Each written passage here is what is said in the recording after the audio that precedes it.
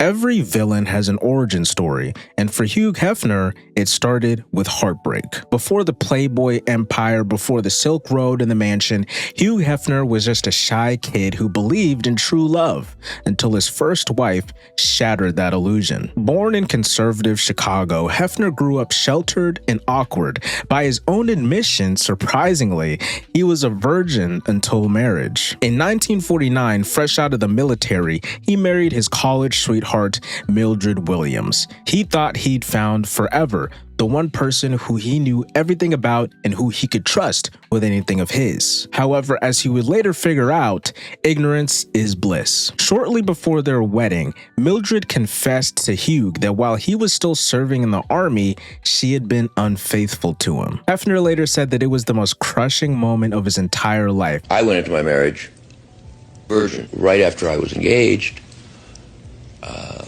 my wife-to-be had an affair and told me about it just a short time before the wedding. That, in combination with the Puritan background, had a dramatic impact on me. However, staying true to his conservative Christian principles, he still went ahead with the marriage. But something inside of him broke. To make up for the betrayal, Mildred told Hefner that he was allowed to sleep with other women even though they were married. And I'm sure you could probably guess, he did. It was his first taste of life outside of monogamy, his first step towards the persona that he would later become. The marriage with Mildred collapsed within a decade, ending in divorce in 1959, despite Mildred's efforts to make amends with Hugh. And the rest is history. The heartbreak that Hugh felt following Mildred's confession became the fuel for a cultural revolution.